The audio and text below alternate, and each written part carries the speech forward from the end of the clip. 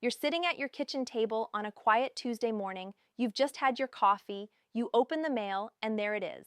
A letter from the Internal Revenue Service. Your hands start to tremble. You haven't done anything wrong. You've worked hard your whole life.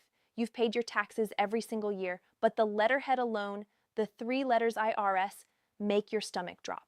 You open it slowly, and inside is a notice telling you that the IRS has questions about your bank account, about the money you've worked decades to save, the money you've kept safely in your savings account so you can pay your bills, help your grandchildren, and live with dignity in retirement.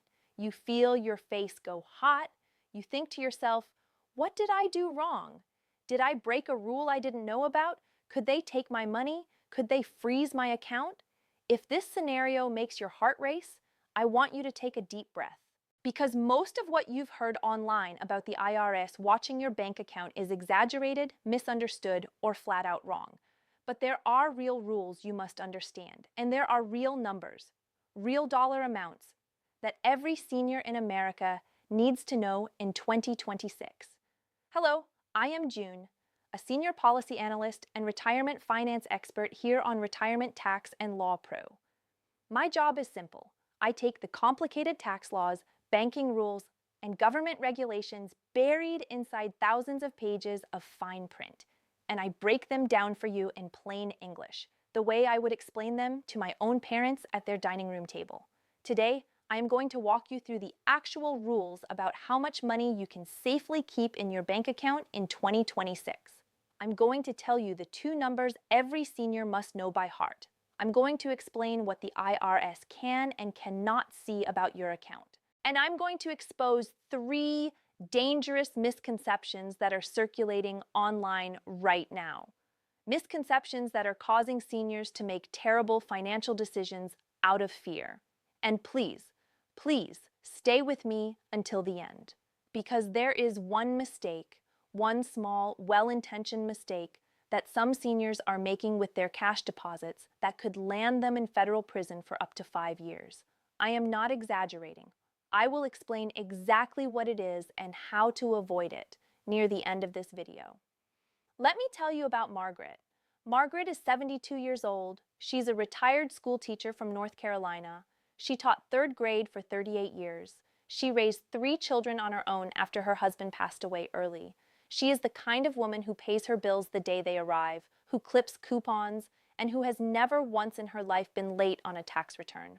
Last year, Margaret sold her late mother's house. After the funeral, after the cleaning, after the long emotional months of letting go, she received a check for $187,000 from the sale. She deposited the entire amount into her savings account at her local bank, where she had banked for over 40 years. Then Margaret started hearing things. Her neighbor told her, "The IRS is watching every deposit over $600 now." Her Bridge Club friend said, "If you deposit more than $10,000, they'll audit you for sure." Her nephew told her, "You should pull the money out and split it across different banks so they can't track it." Margaret got scared. She did exactly what her nephew suggested. Over the next 6 weeks, she went to 3 different bank branches and withdrew $9,500 here, $9,800 there, $9,200 somewhere else. She thought she was being smart, she thought she was protecting herself, she thought she was staying under the radar, but here's what Margaret didn't know. By breaking up her deposits and withdrawals specifically to stay under the $10,000 reporting line, she had just committed a federal crime called structuring, a crime punishable by up to 5 years in federal prison and the forfeiture of every single dollar she had moved. 6 months later, Margaret received a letter from the IRS Criminal Investigation Division. They didn't care that the money came from her dead mother's house. They didn't care that Margaret had earned and saved honestly her whole life. The very act of trying to avoid the reporting was the crime. Margaret had to hire a lawyer. She had to spend tens of thousands of dollars defending herself. She lost weight from the stress. Her blood pressure spiked, and she nearly lost a large portion of her inheritance to forfeiture. I am telling you Margaret's story because I do not want this to happen to you. The fear of the IRS is causing seniors to make the very mistake that brings the IRS to their door, so let's slow down. Let's get the facts straight. First, let me tell you something that may surprise you. There is no law in the United States that limits how much money you can keep in your bank account. None. Zero. You can have $1 or $10 million in a personal savings account, and it is 100% legal. The title of this video might make you think otherwise, but I owe you the truth, and the truth is the IRS does not set a maximum on your savings. So what's really going on? There are two real numbers every senior must memorize. Just two. Write them down. Number one, $10,000. This is the cash transaction reporting threshold. Under the Bank Secrecy Act, if you deposit or withdraw more than $10,000 in cash, cashier's checks, money orders, or traveler's checks in a single day, the bank must file a form called a currency transaction report. The bank fills it out. You don't sign anything. You don't fill anything out. It happens behind the scenes.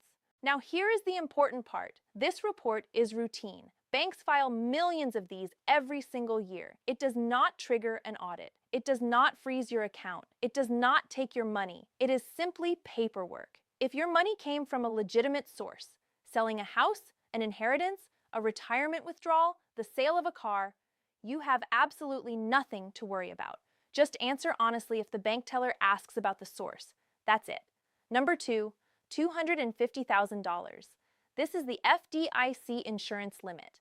The Federal Deposit Insurance Corporation, the FDIC, insures your money up to $250,000 per depositor, per insured bank, for each account ownership category. This is the real number that affects your safety. If you have $400,000 sitting in a single savings account in your name at one bank, $250,000 is insured. The other $150,000 is not. If that bank fails, that uninsured portion could be lost. It is not illegal. It is just unprotected. And bank failures, while rare, do happen. We saw several in 2023. Now here's the good news. The FDIC gives you ways to protect much more than $250,000 at the same bank, completely legally. Each ownership category gets its own separate $250,000 of protection. So a single account in your name, that's $250,000. A joint account with your spouse, that's $500,000 because each co-owner gets $250,000. An IRA at the same bank, that's another $250,000. A revocable trust naming your beneficiaries, that can be $250,000 for each unique beneficiary, up to 5 beneficiaries. So a married couple, using these categories correctly, can legally insure well over $1 million at a single FDIC-insured bank. The FDIC even has a free online tool called EDIE, which stands for Electronic Deposit Insurance Estimator. You can find it at fdic.gov.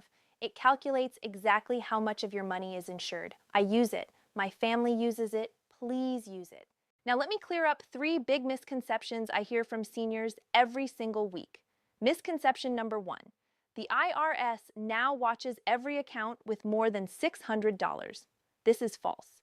In 2021, there was a proposal in Washington to require banks to report account flows over $600 to the IRS. It made the news. It scared millions of Americans, but that proposal was never passed into law. It died in Congress.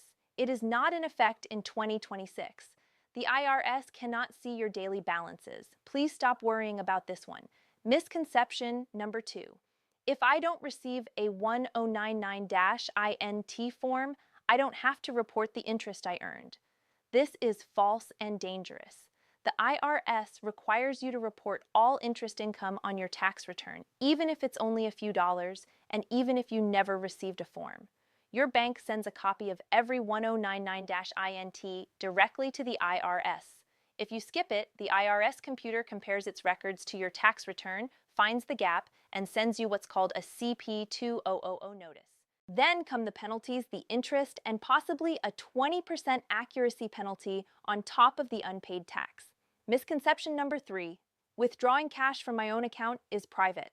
Not when the amount is over $10,000. The currency transaction report applies to withdrawals just like deposits. It's the same rule. The bank will report it. Don't be surprised, don't be offended. It's not about you personally. It's a blanket reporting requirement. And now, the hidden mistake I promised you at the start of this video. The mistake is what Margaret did. It's called structuring.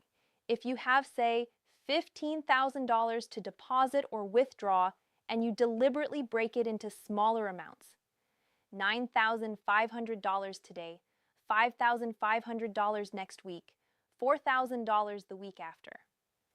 Specifically, to stay under the $10,000 reporting threshold, you have committed a federal crime under Title 31, United States Code, Section 5324. The penalty is up to 5 years in federal prison, fines, and forfeiture of the entire amount you tried to hide. And here's the cruel twist. It does not matter if the money was earned legally. It does not matter if you paid taxes on it. It does not matter if you're a kind, honest senior who has never broken a law in their life. The act of structuring itself is the crime. Federal prosecutors have brought these cases against grandmothers, small business owners, and retired veterans. Please, please, please, never break up a deposit or withdrawal to avoid the $10,000 report. Just deposit or withdraw the full amount. Let the bank file the routine paperwork. Move on with your life. Now let me give you 3 exact steps to protect yourself starting today. Step 1. Calculate your FDIC coverage right now. Visit FDIC.gov and use the EDIE tool. Add up everything you have at each bank. If you discover that any portion of your savings is uninsured, take action this week. Move the excess to a different FDIC insured bank, or restructure your ownership categories with help from your bank's customer service team. There is no penalty for moving your own money between insured banks. Step 2. Always deposit or withdraw your full amount in one transaction. If you sold a car, deposit the full check. If you're taking out a large cash withdrawal for a legitimate purpose, take the full amount. Never, ever break it into smaller transactions to avoid the report. The reporting form is harmless. The act of avoiding it is the crime. Step 3. Keep every 1099-INT, every bank statement, and every record of large deposits or withdrawals for at least 7 years. If the IRS ever has a question, your records are your defense. Make a folder labeled Banking and Tax Records and put it somewhere safe.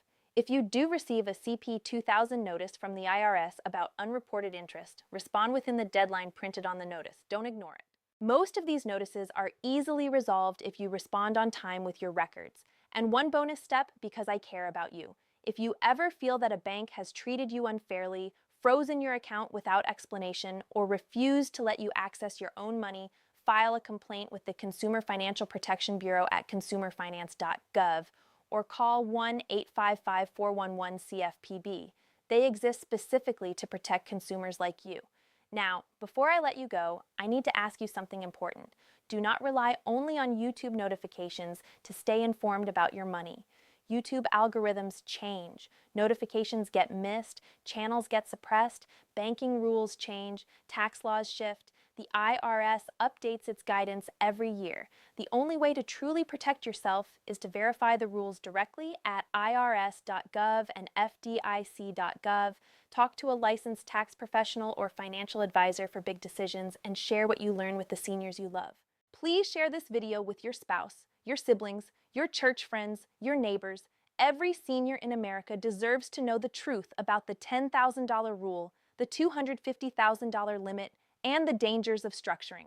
One video shared could save someone from making Margaret's mistake. If this video helped you, please give it a thumbs up.